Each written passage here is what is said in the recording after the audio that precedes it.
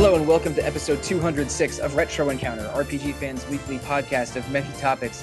I'm Mike Sollosi, and I am joined for part 2 of our Wild Arms 3 discussion alongside social media maven Joe Padilla. Hey there. So, Joe, this was your first Wild Arms game, my second Wild Arms game, and sadly, I don't think either of us finished our first Wild Arms game.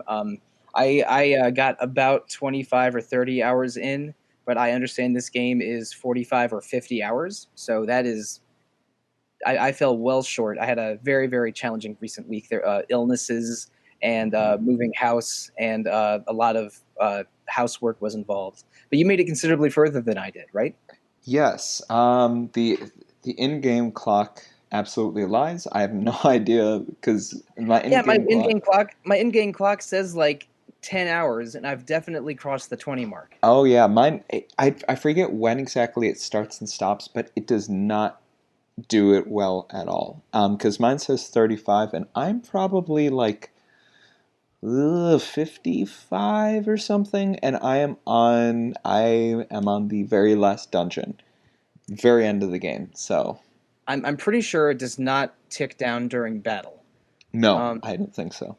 And I'm pretty sure it does when you're just going around town and a world map, but I'm less certain about dungeons, 0% certain about cutscenes. The in-game clock is not reliable at all. But regardless, Wild Arms 3 is a pretty meaty RPG. If it's over 50 hours for you, and I was under the impression it was around 50, that's not nothing. And I feel a little bad because every time I get into this game and get into that dungeon town rhythm, I'm really, really enjoying it. This is a game that, I don't know, I guess skipped me by a little bit. I was still going through the PS1 oeuvre of JRPGs when this game came out in 2002. But even though I am not near done, I think I want to still try and finish this year just to sort of cross it off the list, because it seems almost a shame to stop where I am with it. You haven't finished either, but do you think you're going to like close the book on it for real after we're done recording? Oh yeah. I mean, I'm so close to being done with it. I have the day off work tomorrow. I'm gonna blow through that. Cool. I want to revisit some of the basics around this game first. We talked a lot about the setting of the game and how it really is invested in the sort of American Wild West setting with guns and horses and trains. I didn't even mention this before. Like, before you get your sand ship, you're basically taking the train from place to place. Yeah. And just going from train station to train station and riding horses around. Like, and I mentioned how much I liked the action scenes of fighting on horseback in the previous episode. Mm-hmm. It really is, embracing these Wild West roots, but deep down it's still an RPG that's, about and uncovering the secrets of ancient civilizations and lost technologies. Like how, I don't know, it feels like 40% of the JRPGs I've ever played are trying to be Hayao Miyazaki's Castle in the Sky, or you know what I mean?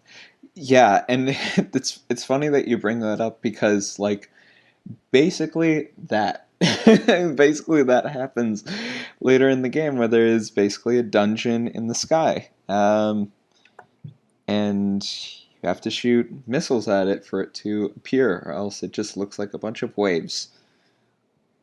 Well, I've played at least 3 Final Fantasy games where you have to, go through dungeons or lost technology in the sky.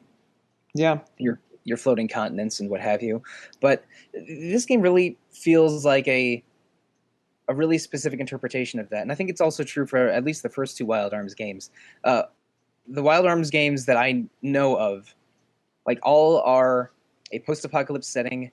Like, all of the ancient technology of the old civilization is covered up in sand. There's a sort of a solitude and like lone or small group of drifters wandering through the desert kind of feeling. And in Wild Arms 3, at least, probably more than half of the dungeons are ancient ruins. Mm-hmm. Like, I probably 75% of the dungeons are ancient ruins. I'm trying to think of ones that aren't. Like, there's a couple of caves, then the goblin hideout. That's the first encounter in the whole game. Mm-hmm. But almost everything is some ancient ruins or some revived demon technology. and for most of the game, you're basically a scavenger going through these ruins that either are sort of like stone temple pyramid feeling, or even like a like semi-modern technological facility feeling, right? Ah, yes, yes. Stone Temple Pilots feeling exactly. Uh, Mm-hmm. yeah, I mean, a lot of the game kind of revolves around those, and there's some mines that you go to and such. But this is uh, this is a JRPG for the archaeologists out there. Yeah, and again, a lot of JRPGs have this feeling of an ancient civilization with superior technology, and you're rediscovering or reinterpreting this ancient civilization. But for Wild Arms, it's like the basis of this entire world. Like people are surviving using these arms, which even stands for like the acronym ARM is like ancient relic memory or something, or oh S- shoot, or ancient ruins memory. I'd Something have like that, yeah. yeah, I'd have to look it up exactly.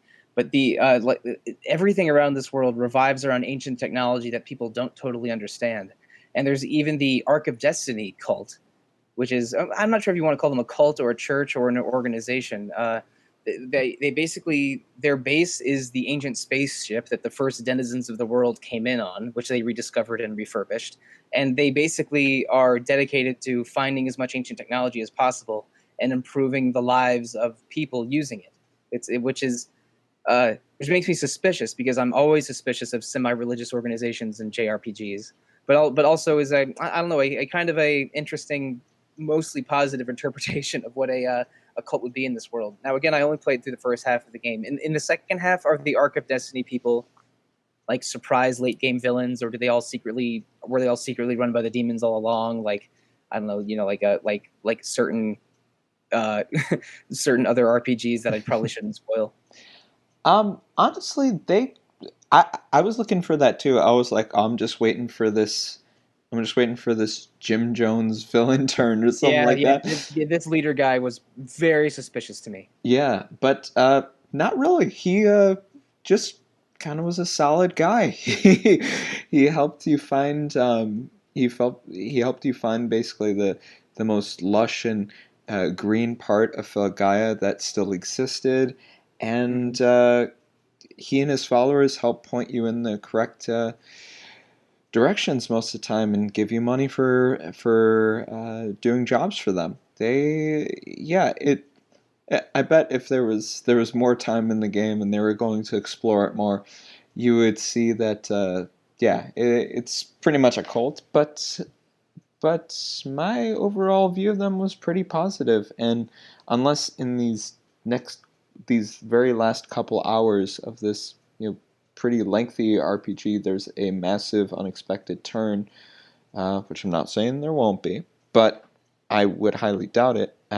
They're good group of people who are trying to do well, even if they come across a little, hi, I'm here to talk with you about God. In addition to the Arc of Destiny, we have a group that we talked about a little bit in the previous episode, the Council of Seven.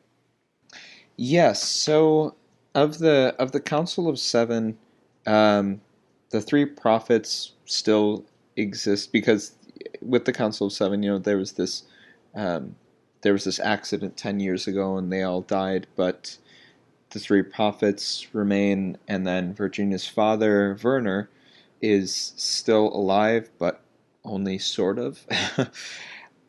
So the other three are kind of He's left to he's memory. he's basically Werner is basically a data ghost, right? He like he created the data backup of himself to try and save the world as best he could in the event of his own death is my understanding of it, but I haven't gotten to that point of the story.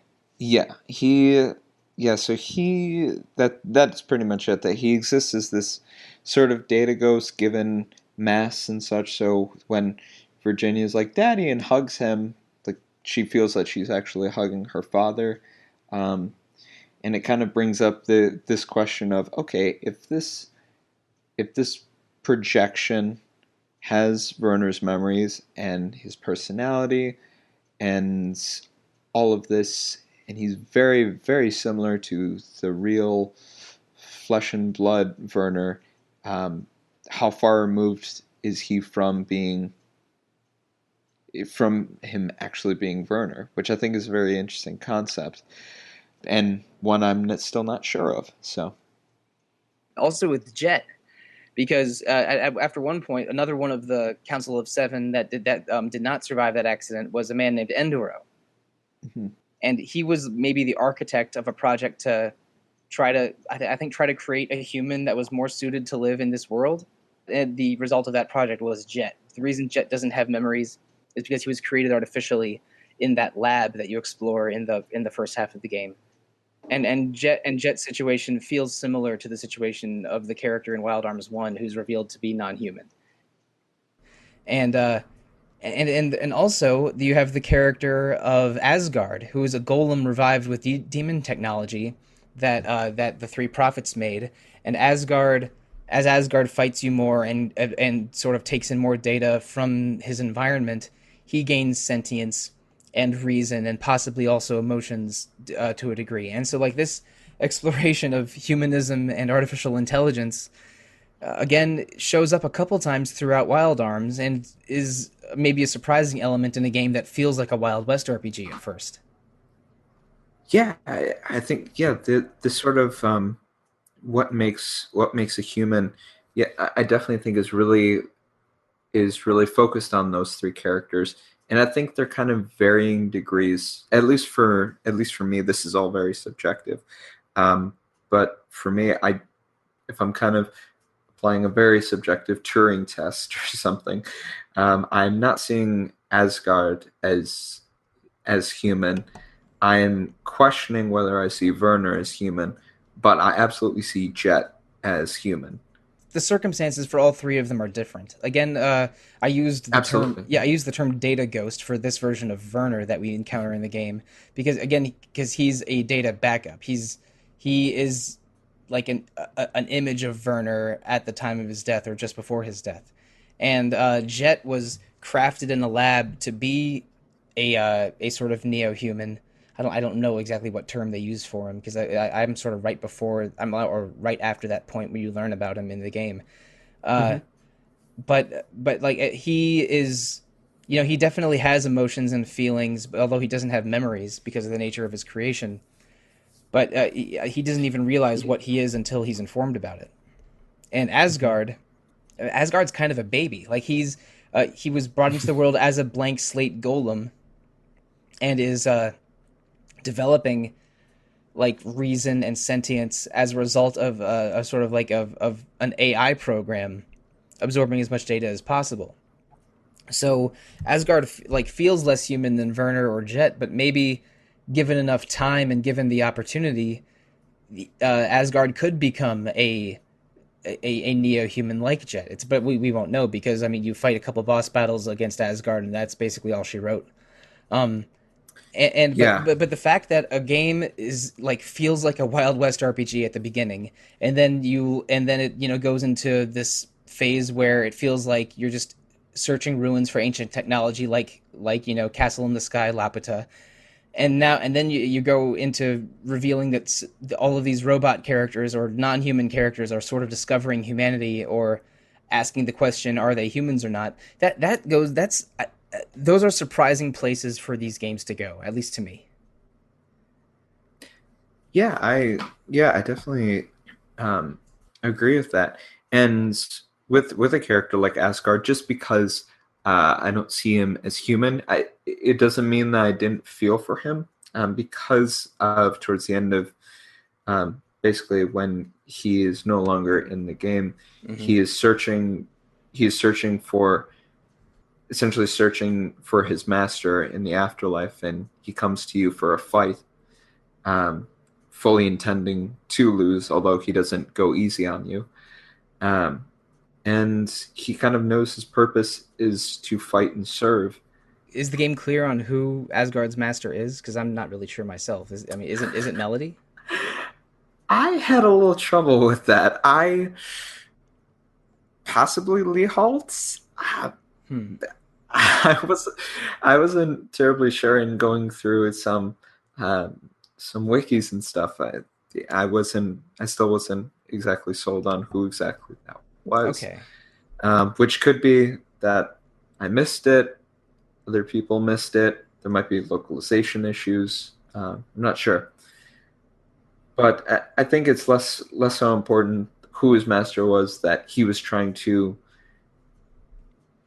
was someone who was in servitude, and had he been given more time and more data, may have kind of broken free from that bondage that he was essentially held in. Right. And okay, I'm going to jump around a little bit. We also learn in the first half of the game, or maybe like the second quarter of the game, that Maya isn't exactly who she seems to be. Her swordsman butler friend mentions that Maya has powers that allow her to uh, basically take on the abilities of books she reads. And I think she's a bit of a manga or a comics addict because in the second and third boss fight that you have with her, she's a magical girl with like witch powers in one of them, and then a martial arts girl with powerful offense in the next time. So it makes me wonder if she could go through the entire Shonen Jump catalog, and maybe there's I don't know how many times you fight her because I didn't come close to beating the game, but like are there later battles with her where she's a I don't know a ninja or a super pirate or a shinigami. I don't know. Like how deep do her powers go exactly? So the the last new costume that I saw was she was basically hacking into these computers, and she kind of took on this sort of like hacker costume. I don't. She kind of looked like a librarian, but that allowed her to kind of interface with these computers and such. Yeah, and were the prophets or the demons trying to use her powers? I know I read about that a little bit, but I didn't get far enough.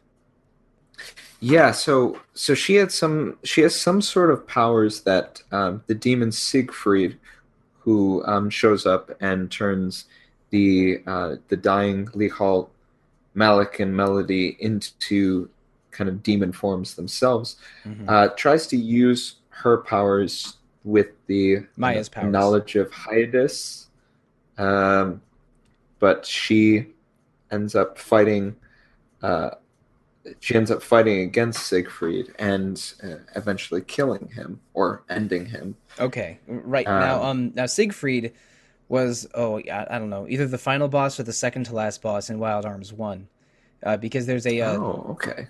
there's like a sort of group of demons that are the main antagonists in that game, and Mhm. I think like the matriarch is a demon called Mother, and then Siegfried is like the sort of leader of Mother's demons, and either Siegfried or Mother or some upgraded version of one of them is the final boss in that game. Huh. Okay, And so, and that's and interesting. and if the prophets Um, summon Siegfried, he's probably like some demon of legend or some general of the demons that died out many centuries ago in the in the Wild Arms 3 timeline. I know that all of the Wild Arms games take place on Filgaia, but I do not know how they're related exactly. yeah, and it's interesting that you bring up Mother because there's a Mother character that shows up as well, but it's only Malik that calls her Mother. Oh yeah, is Uh, that the woman that he's trying to revive with demon technology, the blonde woman? yes, I just assumed that was his and mother. yes. So, and I'm Okay. not sure if she is the mother of Lee Halton and Melody as well. Um, but she is revived and given back her memories because of Beatrice, Right. Well, we'll who talk we'll about probably go Beatrice. into in a little bit. Hmm. Yeah, it's interesting that Malik, when some mother is revived with her memories and such, it's interesting that Malik is rejected by her. And he's in his demon form, and she says that you're not the Malik I know, you're some fiend. She really Hmm. fixates on the word fiend. And Malik seems to kind of lose a will to live because I imagine this was kind of his aim. Yeah, Lee he Halt has a grander plan, but Malik seemed a little bit more. psychotic than Leholt, at least when you encountered him in a couple boss fights earlier in the game, and definitely was fixating on reviving this woman as maybe as one of or maybe his only goal. Like he wanted power, well maybe not quite as much as Janice did, and he wanted to revive this person who I thought was his mother, but it might be connected to the mother from Wild Arms 1. I'm not sure about that. Basically, they summoned Siegfried at the end of chapter 2, and then Mhm. you're battling the three prophets and Siegfried and Asgard through chapter 3. Yes. Eventually Siegfried is trying to use Maya's powers to his own ends as well, because again Maya's powers to take on the abilities of fiction she reads is pretty insane, and I'm not 100% sure about this, but I think that librarian version of her might be closer to her true form, because I think that oh shoot like you find a book about Calamity Jane Maxwell in the game Mhm. somewhere. From who's again Calamity Jane is a minor character from Wild Arms 1. I think she's playable in the Alter Code F remake, and and shares a name with Virginia, well, a surname with Virginia. And I think Maya read that Calamity Jane book, and that's where where her gunslinging persona is from. Yeah, that's an interesting thought. Yeah, it very well could be in what she thought might have been her final moments. After she has this battle with Siegfried and kind of the whole structure that they're fighting in is closing around her, she has she has the book because she is kidnapped and she drops this book and Virginia returns the book to her and she kind of laughs to herself and she says, you know, I never did finish reading that. She's got to survive so she can finish the book. Yeah, yeah, yeah. She was yeah, that kind of turn of phrase with it because I thought that was a resignation of it being funny that she has this book that's so dear to her that she didn't read.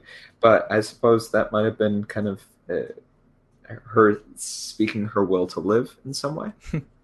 Yeah. Right on. So, anyway, Siegfried is not the final encounter of the game, although he's definitely a reference to Wild Arms 1. Maybe he also shows up in. Maybe he's in every Wild Arms game. Again, I've only played 1 and 3 and not to completion. But the last part of the game, and I forgive me, I think it's shorter than chapter 2 or 3 by a significant margin. You learned about this new character, Beatrice, and I say new character in quotes because Beatrice has sort of been manipulating the entire events of this world from behind the scenes. Uh, and again, I didn't get so far as to totally introduce to her, but to totally be introduced to her. But there's a purple-haired girl that you see running around in scenes, like she might be leaving a room just as you enter it, and Mhm. or people mentioned about seeing a girl in their dreams, and in chapter 4, it's all revealed that Beatrice is a dream demon who is some remnant of the ancient demon civilization, but does not have total efficacy in the world yet. And it seems like in dreams, she was manipulating the three prophets and Gallows' brother Shane and the leader of the Ark of Destiny cult by appearing to them in dreams and sort of influencing them to take certain actions. Like I think she wants the Ark of Destiny cult to excavate as much technology as possible. She wanted the prophets to try and make the world terraformed so that demons could live there again. And I think she uh, basically targeted Shane so Shane could get your party rolling on a quest to obtain the Guardians. All of these elements were so that Beatrice could, come into the world in a sort of true form and make it suitable for demons again. Am I basically on target or at least circling the right answer there? Yes, Okay. that seems to be pretty on point. Okay, so Beatrice, again, in the first 3 chapters, there's no explicit mention of her. You see glimpses of her and mention of her appearing to people in dreams. When I was playing the game, I remember Shane having a woman speak to him in dreams, and I remember the leader of the Ark of Destiny mentioning the same thing, and he called her the Saint, and I wondered if they were the same people, like if the leader of Ark of Destiny had the same powers that Shane did, and it's less that they had the same powers and more that they were being spoken to by the same puppet master, and Exactly. to wit. Beatrice is the central villain of chapter 4. She's sort of the final encounter. Like, I've been manipulating all this from behind the scenes. Now you have to stop me from trying to like bring this world back to the demons. And then you fight a boss fight against her, and then another boss fight against the final boss, which you have not hit yet. But just in my brief reading about them, is a 10-stage boss fight that might take multiple hours to finish, unless you're severely overleveled and overskilled. Yes. Yeah. So Oh, basically, Jesus Christ. there's basically a so far what I've seen of it is that there are seven elemental demons that you have to fight, and then there's an unlucky guardian that you have to fight, and then you get to this disaster. I think is the boss's name. And if you don't, you can technically get to that boss without beating the previous seven. You just have to beat the unlucky guardian. Mm. But when you get there, that boss can use seven different elemental attacks in one turn. So unless you have elemental wards, you're done. Right. You're not going anywhere. Oh So man. because I tried to do that, and I was like, you know what? I've heard that this is really difficult. I don't have much time right now. Let me just try to see it. So I finished the Luck Guardian, and then I got my stuff rocked. There's again, I don't really know where to begin here. The boss fights in this game, I think are interesting from a JRPG perspective because, and I'm hesitating a little bit about this because I probably fought less than half the boss fights in the game.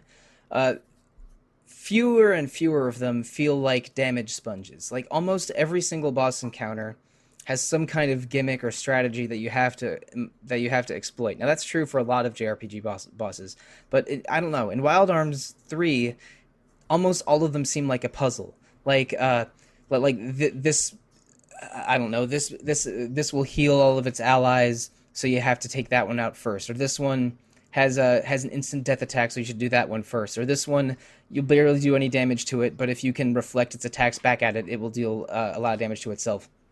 It feels like I don't know. It feels like an early SNES RPG in that way, and that every boss encounter has at least some gimmick to learn or discover. And the fact that the final boss is in I don't know 7 to 10 stages and has specific elemental abilities or a different gimmick for every phase of the boss fight. I don't know. It's maybe the most extreme version of a Wild Arms 3 boss fight, but it's basically in character. Am I wrong here? Like again, I haven't fought it myself, but Wild Arms 3 is a puzzle heavy RPG, and the boss fights I think are miniature puzzles in their own right. It's not just keep your health up and keep attacking for every boss. Yeah, that's been something that's been continuing throughout the game is that there really hasn't been a boss fight where I've just they've just been a damage sponge. Some of them are difficult. Some of them have like a certain trick, and once you get that trick, they're fine. Some of them just take a lot of strategy to think through. I like a lot of the Guardian fights, especially, Yeah. and some of them are just so. Some of them are just so bizarre. There was one in particular that I thought was hysterical, where there was this little star, and this it was like Star Junior or something like that, and then Dad Star or something. I can't remember their exact names. Um, but the Dad Star would always protect the little one, shield him from any damage. He's like, "You're not touching my son," and he would shield any physical attacks.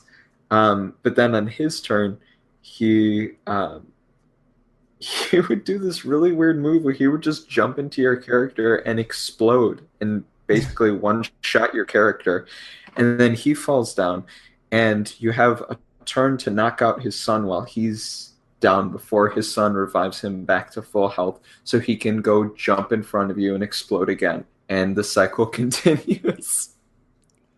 I'm not sure what's the most remarkable boss fight to me, but almost all of them have a gimmick to discover and react to, or something you could plan to do, like in the third or fourth fight against Janice, he does a big all hitting attack every other move, and on his off turn he'll like recharge and maybe counter attack a little bit, so you can plan to defend his big hit and then recover and attack him on the off turn. So there's some level of planning and puzzle solving in most of the boss fights, but for the most part, regular enemies, I mean, they'll have elemental weaknesses, and they'll take a lot of damage from Jet and Clive unless they have a specific gimmick. But for the most part, it feels like regular encounters are try not to lose a lot of health and destroy them quickly, and boss fights are figure out the boss's gimmick before you defeat them. And again, that describes a lot of JRPGs, but it just seems very, very present in Wild Arms 3, that there's a lot of puzzles in the dungeons and puzzles in the boss fights. Yeah, even though it's really gimmicky though, I've had a lot of fun with this battle system. It's Yeah. really blossomed now. I think it So, really hits its stride when you get to level 25, because then you can use your FP spending abilities on the first turn if you want to, mhm. which gives you a little bit more freedom. Like, you don't have to have Virginia attack a few times to get so you could before you can use Mystic, and then also Gallows will be able to use more a wider range of spells in the first turn, because for Arcana, the spells that you cast from Guardians don't spend FP, but you need to be at a certain level of FP to cast different strengths of spells. So keeping your FP high is important for Gallows, so you can cast every turn. Just the push pull of managing FP and having your MTC points. I don't think we even talked about summons and MTCs in the previous episode. But you can summon these guardians, but the number of charges you have to summon depends on how many kills you've gotten with summons in previous terms. The way you build MTC is either using growth egg items or basically grinding summons against random battles, which I did a little bit, but I got sick of very quickly. The combat feels like traditional turn based, but then you're getting more guardians and more skills and more abilities throughout the game. The learning curve never really stops until the very end. Hmm. Yeah, and at the place I'm at now, my characters are all around level 55, so I'm just like I can unleash first turn Gatling with all of them, and oh, it's nice. It's yeah, as that game goes on, it's so fun to have those abilities right off the bat. There's something that we didn't really talk about in the first episode at all, and that's the optional content in this game. There's a lot. There are Millennium puzzles, and I wish Peter Triesenberg was here to make the appropriate Yu-Gi-Oh joke. But hidden dungeons that aren't really dungeons. It's more just like a single puzzle room or a few connected puzzle rooms that you can find with the square button by scanning the map, like every dungeon in the game. But there's, I think, 20 of them or 25 or something, like between 20 and 30 of these puzzles just hidden around the game that yield rewards. And then there's the UFO side quest, where you find these telepathic towers but if you speak to a certain NPC, he mentions that there was a UFO sighting and mysterious towers appearing. And if you find these, I think it's 15 of these towers, also again by scanning the environment with the square button, UFOs, and you can also fight UFOs in your sand ship and in your flying dragon that you near the end of the game. Finding these towers and defeating UFOs is another one of these side quests. And there's also a 100 floor dungeon called the Abyss that has a super boss at the end, Ragu Oragla, that is again at the end of a 100 floor dungeon and a boss fight that might take multiple hours. The descriptions of I didn't get there, of course, but the descriptions of Ragu Oragla are insane in Wild Arms 3. So those are just 3 of the big side quests, plus several other side quests. Like there's a girl named Martina who's trying to find a cure for her mother's illness, and you encounter her in a bunch of towns. And then there's the Gunner's Haven Coliseum that puts you through a bunch of optional trials, and there's the garden, which you mentioned in the previous game, in the previous episode, where there's 8 plantable items in the game, and you can grow them and sort of try to revive this young girl's garden. These optional side quests yield items called EX files, And if you collect a bunch of EX files, you basically can bring more and more items through a new game plus. Mhm. And that is just an incredible volume. You played this game for over 50 hours and probably didn't do a lot of the optional content. Is that right? Yeah, it's it's pretty incredible how much is in this game because yeah, I've done a little bit. I've done like one uh, Millennium Puzzle, uh, and I did Gunner a little bit of Gunner's Haven because it's story necessary, and I did the first 10 floors of the Abyss because it is needed for the story. Um, Okay, I definitely didn't get to the optional Abyss segment. Oh God, the Abyss wasn't as hard as I thought it would be. From I only went through 10 floors of it, but yeah, I'm not I'm not doing 100 floors of that. That is uh it is it is kind of it would be kind of a nightmare. There's a lot to do in this game, and if you do everything there is to do, you're hitting the many dozen of hours range. And I am not going to hit that range. I want to finish this game, and I probably will later this year. But I don't think I'm going to get. I'm going to try and beat Ragu or Ragla or get some more than a couple EX files. How about yourself, Joe? Yeah, I'm pretty similar to you where I kind of beat a game and move on. I kind of do what I see and I don't try to seek out too much more. Like I don't try to go through a walkthrough and try to 100% a game. Mm-hmm. I did use a like a walkthrough for a bit of this because I'm because like we're adults here, and this game would take even take a pretty incredible amount of time in some of these cases Oh where yeah, I use a it's like walkthrough for several portions of this game, just for time saving reasons. yeah, And in fact, I use walkthroughs not every time I play a game, but if I'm playing a game for a podcast or if I'm just ready for something to end, I'll sometimes I'll follow a walkthrough very closely. And but and for this one, I mean I was trying to finish it in time, even though I miserably failed at that. So I will never judge someone for wanting a walkthrough.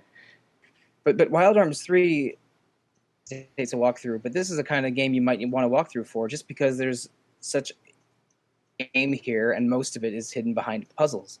And speaking of puzzles, did you have a favorite that you encountered throughout the game? Because Dungeon has one, right? oh, let's see, favorite puzzle. Um, I've I really liked there's this one puzzle where you had to use basically every character's ability, like all of them were used in it, and I can't remember what exactly it was. Um, I particularly like the puzzles that as you get on later in the game, you get the Gale Crest for Virginia. Um, and Oh you, yeah, I think that's a tool in Wild Arms 1 also. I yeah, remember that. yeah, yeah, it kind of allows you to turn into a mist that can go across small gaps and traverse through the floors really quickly, which is really Ah, so it's a Castlevania Symphony of the Night tool. Got it. yes. And it is very useful if you're going in a straight path down a hallway and you don't want any random encounters. So, so angle your character a bit, and you can just kind of glide through a lot of rooms without having to do random encounters, which was a wonderful thing to learn. I like a lot of the puzzles where you're hanging from grates or hanging from floors with bars on the bottom of them, because I just it just reminds me that every single video game character has unbelievable grip strength, and they can from a hanging position can flip up to the floor above them. Yeah, uh, Maybe not quite as pronounced as as I don't know, a game with way too much climbing like an Infamous game or an Uncharted game, but I'm always amused by the ridiculous climbing ability of video game characters. But since you're using the tools that you get from the opening chapters throughout the final dungeon of the game, this game really gets creative and interesting with its puzzles. Yeah, I'm 0% surprised that our mutual friend Steph loves this game because it's just so full of puzzles. Yes, it is. Yeah, there's some pretty tough puzzles in it. It's not the most difficult ones I've seen. I'm trying to think of. With how is it explained that to clean off a window you have to shoot ice at it? That was the one in the last episode that I was referring to where I was like, whereas like there's going to be the solution to two different things and it's not going to make any sense why it is. And yeah, that was the freezer dolls. Maybe the freezer doll shoots out a jet of water and you're washing the window. Yeah, I don't know. Maybe, but like when I hit that one, I'm like, this is probably the one that Joe was telling me about. But there was but yeah, the puzzles aren't always very well explained, and there's a couple that require you to put in a password, Mm-hmm. and I remember I struggled with one for a little bit because I was including the article "the" in the password, but there wasn't enough room to fill it out. I did the same thing. Yeah, and so there's like little just annoyances to some of them, but there's just so much RPG in this RPG that it's frankly unbelievable to me, and and it's long and I didn't get to the end, but it also has a pretty serviceable story that at least asks interesting questions with a couple twists, like Jet isn't fully human and Beatrice was manipulating everything from behind the scenes all along, and a pretty likable cast and setting that we already talked about at length for 2 podcasts. This is a pretty top to bottom polished RPG. Like I understand why it only got average reviews when it was new, because it's not really aimed at a mainstream audience. Again, there's just a huge abundance of puzzles and it's kind of maybe overlong, and some parts of it might be inscrutable to people that aren't already big fans of RPGs. But there's a lot of good here, and it also makes me slightly disappointed that this this developer Media Vision are making what they're doing Digimon games and ports of Valkyria Chronicles now. Yeah, that seems to be the bulk of it. As someone who does enjoy Digimon, I'm kind of disappointed that they're not making Wild Arms 6. Just because I'm very intrigued by this, and I think I want to beat this later this year and look into prices for Alter Code F next year. Yeah, and I mean, this game has really. It seems this game has really flown under the radar. When I was looking for podcasts to help, like where people were talking about it to help explain it and such, not really a whole lot came up when Googling Wild Arms 3 podcast. Whereas, for a lot of the more popular RPGs, you put in Final Fantasy podcast of any sort, and you have just loads of options of analysis and themes, characters. I'm not sure. I mean, there's a handful of good JRPG podcasts out there that aren't in the RPG fan family. Like, Axe of the Blood God and Watch Out for Fireballs and Square Roots are 3 of the biggest ones. But Wild Arms is a niche series, and the only reason I know about it is because of people that I met through niche forums like RPG Fan and the previous place where I was a staff person, Caves of Narsh. This is a slightly niche series that I think has a lot of meat there for real JRPG fans that are really invested in JRPGs to snack on. But does not have the level of iconography or accessibility that a big Final Fantasy or even a Persona game has. Mm-hmm. This is good, but it's also niche, and it might be dead because the last Wild Arms game I think was the PSP one that no one liked. That had strategy RPG elements. Yeah. But again, I mean, I was really impressed with this game. I want to revisit it and finish it. And again, it won a poll that had some very popular second options on it. So there was, this is a niche game, but definitely one that fans of JRPGs are aware of and has a level of cult popularity. And I think that cult popularity is earned. I don't think this is a bad RPG that I was disappointed by the end, like some other games I've played on this podcast. This is like I wish it had a few more modern amenities and maybe some voice acting, because it's a little unusual playing a 2002 game with zero voice work in it, other than lyrics to the opening song and end song. But this is a good game that is just, this does not feel like a game ahead of its time. It feels like a JRPG from 2002. You know what I mean? Yeah, yeah, it's a game that anyone who who will be listening to us speak on this podcast, I would probably recommend them play it. But to my friend who is like, oh man, I just beat The Witcher 3, and man, that's a great game. I'll be like, I don't think I don't think I can hit you up with the Wild Arms 3 yet. I mean, if you know a JRPG fan that maybe loves Final Fantasy and is looking for something a little different, but is definitely a JRPG as hell, then like put Wild Arms 3 on the list. I think this Yeah. is this is a good RPG of its era and does a couple unique things and a couple things that you've seen 100 times before in other RPGs. But I think it comes recommended. I don't know if it's a top 10 PS2 game for me. In fact, I'm pretty sure it isn't.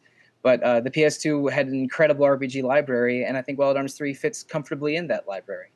And again, I think I'm probably most interested in beating this game and then looking into that remake of 1, because the first Wild Arms, I had just a really good group of core characters and was a pretty satisfying JRPG while I was playing it. But I don't know if I'd want to go back to a 1997 or 1996 PS1 game when a popular PS2 remake exists.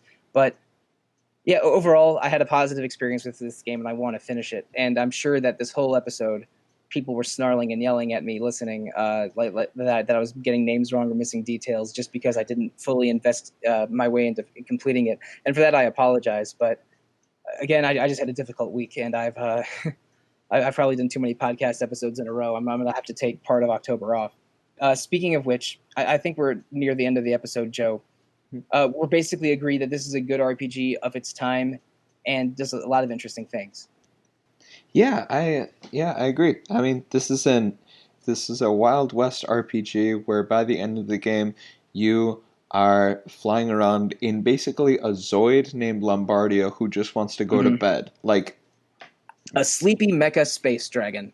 yeah, I like if that's not a ringing endorsement, I Oh don't know yeah, what to tell you.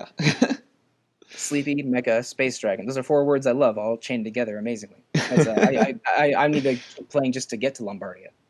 Yeah, we didn't even mention like collecting dinosaur bones to upgrade your sand ship, Yeah, and and, what?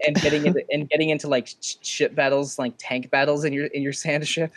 There are also Lombardia battles. Oh man.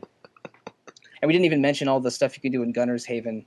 And again, there's like at least 10 tasks of various degrees of investment to get like the end game bonuses for carrying into a new game plus, which is crazy. I have a 0% chance of getting the platinum trophy on the PS4 version of this game, but I think we're at the end of the episode. There's a lot to like here, but it was a little bit too much RPG for my busy September schedule, unfortunately. So I think, Joe, now it's time to move on to October. There are 5 Thursdays in October, which means 5 episodes of Retro Encounter, and we have 4 of them mapped out. In the first half of the month, we are going to do another spoiler cast, this time all about Fire Emblem Three Houses. That game came out in July, I think. I'd have to check a calendar for that. So we've had a lot of staff members on the site a couple months to play it, and now they're itching to talk about it. So that is going to be next week. If you've played through Fire Emblem Three Houses and are eager to hear a discussion on it, that is exactly the podcast for you. And then following that, we're going to do an episode all about Link's Awakening. Now, Joe, you weren't with the website yet, but I think about a year and a half ago, we did an episode on Link's Awakening for Zelda Month, which was April 2018. So I played Link's Awakening for that episode in, I don't know, February or March of 2018. And then a couple months later, the Switch remake gets announced, and a bunch of people are excited about Link's Awakening again. That Switch game came out about a week ago. Mm-hmm. So we're going to have another episode on Link's Awakening to talk about the original game and the Switch remake right after the Fire Emblem episode.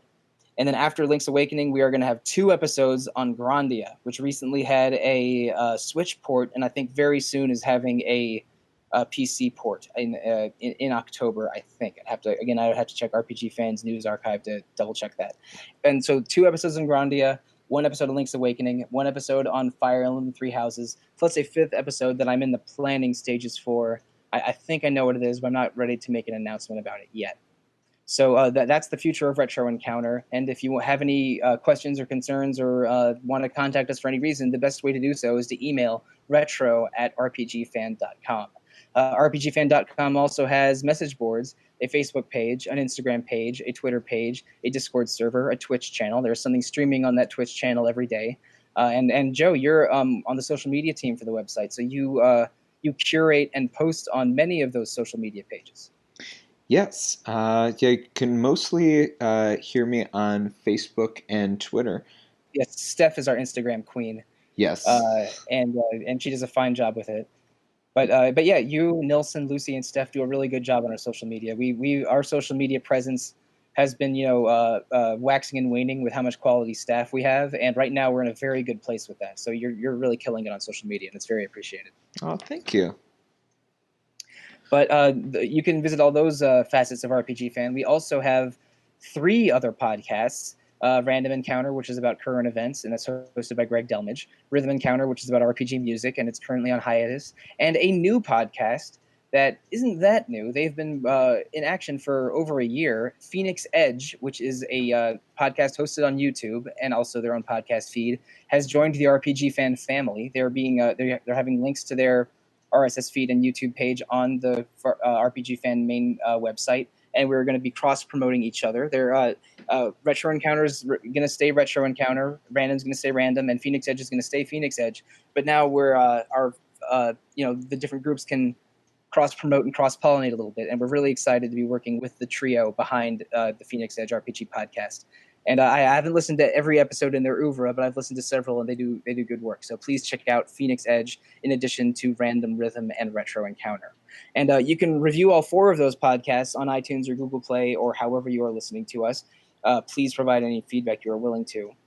And let's see, I think I've hit every single item on the checklist, Joe. Now it's the time where we give the audience our personal social media and then sign off. So how can listeners reach you? So you can reach me if you're not going through RPG Fans' social medias themselves. You can reach me on Twitter or the Discord servers, both under @QueersForFears, and that's usually my name on Instagram as well. So reach out if you want to talk Wild Arms, if you want to talk about RPG Fan, or if you have any questions, feel free to reach out. Right, I don't have an Instagram, but I think my social media stamina is about spent because I'm on Twitter all the time. I haven't gotten rid of my Facebook page, and I'm on Slack all the time, and that's about as much as I can stand. So I might be just too old and too uncool for Instagram, I'm afraid. Yeah, I mean, mine's mostly just for selfies and thirst posting. You know what I mean? Thirst posting, you say? Oh man. If we could only harness the power of thirst, then the world's energy crisis would be solved immediately. We could save Fulgaia with thirst power. We could restore Fulgaia to be greener than the Earth of 1000 BC if we could harness the power of thirst. But speaking of the power of thirst, I'm pretty thirsty on Twitter sometimes, but you can find me on Twitter most easily either at The Real Monsoon or at Evoker for Dogs.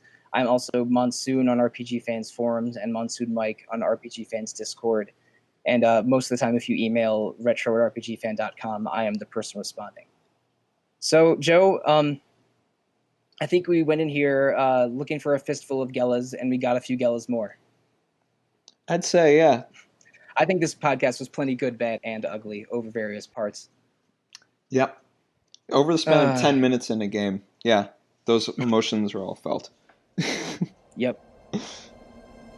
Duck, you sucker!